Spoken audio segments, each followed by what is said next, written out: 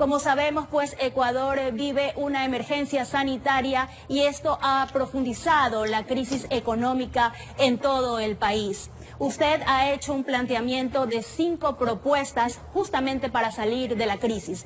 ¿Cuáles son estas propuestas? Por favor, detállenos. Buenos días nuevamente. Muy buenos días. Tal como usted lo dice, el Ecuador vive una situación sanitaria muy difícil y también una crisis, yo diría ya alimentaria. ¿Por qué? Porque hay cerca de 4,5 millones de ecuatorianos que no tienen un trabajo formal, que viven de la informalidad. La mayoría de esos ecuatorianos son mujeres solteras, madres solteras, mujeres abandonadas por sus esposos a cargo de 2, de 3 hijos, que viven del día a día, algunas de ellas con $1 al día. Muchas juegan al bingo. La que gana, su familia come ese día. La que no, pues no puede comer ese día. Por lo tanto, es una situación que previa a la crisis ya era una situación complicada. Pero ahora con el quédate en casa, no pueden salir de su casa, no pueden salir aquel vendedor de helados a vender helados, o aquella señora que tiene un charol en esquina, no lo puede hacer, y esos ingresos los han perdido.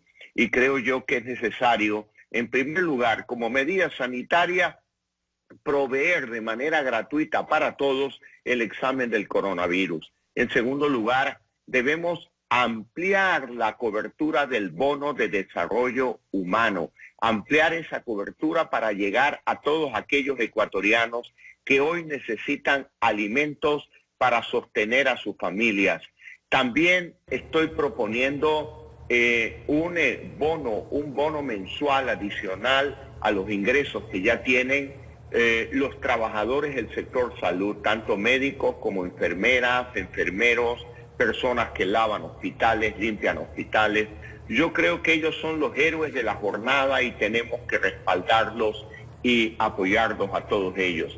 Por otro lado, he planteado la necesidad de una cobertura mayor de la exención del IVA y reducción de aranceles, del IVA en artículos cotidianos y aranceles también a efectos de abaratar el costo de la vida. Y por último, medidas de carácter laboral, facilitar la contratación laboral de la forma más flexible en este momento para evitar la pérdida de empleo y prohibir el despido de empleados en los próximos 90 días por parte de las empresas grandes en el Ecuador. El gobierno nacional justamente ya hizo la propuesta de la entrega de un bono de contingencia de $60 a 400,000 familias. Usted propone la ampliación de la cobertura del bono de desarrollo humano y también entregar un bono adicional, como lo está diciendo en este momento, para el sector de la salud. ¿De dónde saldrían estos recursos? Bueno, en primer lugar, lo que yo planteo es la atención a 4,5 millones de ecuatorianos. Muchos de ellos que antes no calificaban para el bono porque tenían ingresos diarios suficientes para mantener a su familia. Por ahora y temporalmente ellos no pueden trabajar, no tienen ingresos diarios y hay que llegar con un bono. Por lo tanto, mi planteamiento es llegar a esas 4 millones de personas y no solo a 400,000 más. ¿De dónde saldrían esos recursos? En situación extraordinaria hay que tomar decisiones extraordinarias y esos recursos pueden venir de recursos del Estado, de un Estado que ha anunciado que tomará deuda en las próximas semanas, y también tiene necesariamente que venir de una reforma estructural de la economía del Estado, donde se toque el tema de los combustibles, el tema probablemente tributario, y donde todos los ecuatorianos, especialmente los que más tenemos, deberíamos hacer un aporte mayor por la vía tributaria. En esta situación sanitaria es obvio que se han profundizado la crisis económica, la situación es muy dura en el país entero. ¿Sería esta la oportunidad para sentarse a conversar con los acreedores para la renegociación de las deudas? Bueno, los propios contratos de deuda externa prevén en un momento dado que el Ecuador postergue el pago, por ejemplo, de intereses. y en ese momento sentarse con los acreedores, con el apoyo del Banco Mundial, con el apoyo del Fondo Monetario, sentarse con los acreedores para negociar una extensión de plazos, probablemente una reducción de intereses de la deuda, efectos de reperfilar, porque hoy hay una prioridad, salvar la vida de los ecuatorianos. Tenemos una emergencia sanitaria y yo diría otra emergencia humanitaria en términos de alimentación. Por lo tanto, los acreedores dentro del marco de los contratos pueden esperar, pueden y deben esperar porque hay prioridades que tiene el Ecuador que tienen que ver con las personas, con los seres humanos. Bueno, y justamente pues usted propone que los sectores que más tienen son las personas que tienen que colaborar para salir de esta crisis. Pero nosotros quisiéramos saber, porque hay muchos empresarios que indican que más impuestos sería sumamente complicado por la situación que estamos viviendo, no se puede más. Entonces, ¿cómo se podría hacer si no sería a través de la vía de impuestos? Yo creo que la situación es dura y muy difícil para todos, pero muy especialmente para aquellos que en este momento no tienen recursos para comer. Muchos de nosotros sí los tenemos y nuestras familias están tranquilas. Por eso digo que aquellos que más tenemos que hacer un esfuerzo adicional frente a una situación extraordinaria, medidas extraordinarias, porque usted no se puede quedar cruzado de brazos cuando hay, sobre todo en las zonas periféricas de las principales ciudades de la costa, de Guayaquil, de Babahoyo, de Quevedo, de Machala, hay familias que no tienen empleo desde hace mucho tiempo, como digo, principalmente mujeres, madres solteras, mujeres abandonadas por sus esposos, que no tienen un empleo, que viven con $1 diario, pero es que el día de hoy ni siquiera consiguen ese $1 diario. Tenemos que salir en su auxilio, tenemos que salir en su ayuda. Y aunque duela, pues tenemos que aportar más. Es difícil que los actores políticos se pongan de acuerdo.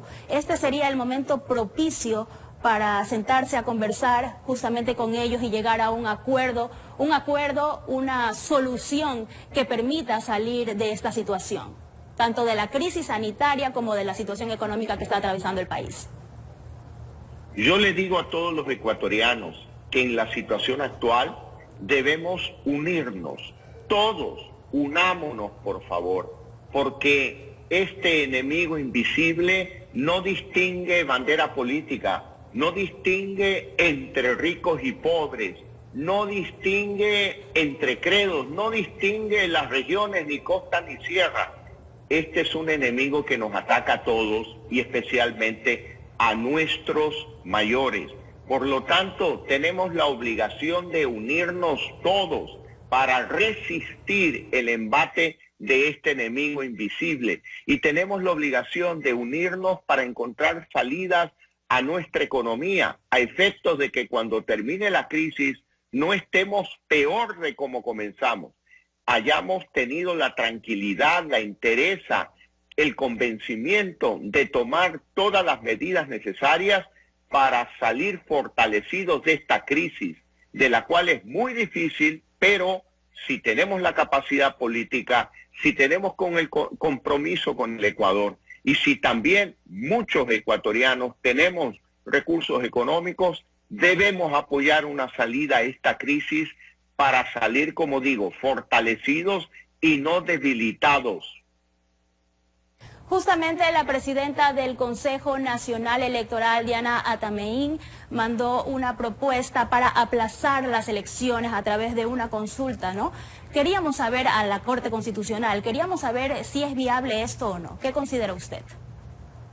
Yo creo que ese es un tema realmente impertinente de tratar en este momento. ¿Por qué? Porque los problemas son de salud, como ya lo he dicho, los problemas son de falta de alimentación para la gran mayoría del pueblo ecuatoriano. Así que yo creo que nadie está pensando en las elecciones. Por otro lado, creo que la Constitución es muy clara y no permitiría un aplazamiento de elecciones en lo absoluto. El día domingo yo me sumé a una campaña para promover que los partidos y movimientos políticos no reciban recursos públicos para sus campañas futuras. no reciban recursos públicos, pero eso ¿quiénes? Los partidos y movimientos políticos. El CNE como institución deberá recibir recursos para llevar a cabo las elecciones. Adicional a esa decisión, yo le instruí al presidente del movimiento Creo que no solo que no recibamos al futuro, sino que lo que recibimos en este año, en el 2020, y que están en la cuenta del movimiento Creo, sean devueltos inmediatamente esos recursos a la cuenta única del Tesoro para que sea el gobierno que disponga de esos recursos para atender la urgencia de salud y alimentación de los que más lo necesitan en el Ecuador. Usted ha indicado que para las próximas elecciones sería el candidato a la presidencia de la República. ¿Ya tiene listo su binomio? ¿Está buscando su binomio? ¿Sería una mujer? Mire, le digo con sinceridad, ese es un tema importante, pero por ahora está postergado en mi agenda. Mi gran preocupación es la economía de las familias ecuatorianas. Mi gran preocupación es aquellos como Darwin, a quien conozco, que vende helados en Barandúa. Darwin en este momento no está vendiendo helados y no tiene qué comer y es un padre de familia. Tenemos que atender esa urgencia en el Ecuador. Tenemos que atender las urgencias también de salud. Tenemos que proveer de kits gratuitos para el test del coronavirus a efectos de saber el tamaño de la pandemia, la profundidad de la crisis, a efectos de prepararnos para atender esta coyuntura. Y mi cabeza está concentrada en esos temas en este momento. Muchísimas gracias por su participación, señor Guillermo Lasso, líder del movimiento Creo, y justamente haciendo un llamado también a la ciudadanía que por favor se quede en casa para evitar más contagios. Muchísimas gracias nuevamente, nos vamos a una breve pausa comercial y enseguida regresamos con más noticias para ustedes.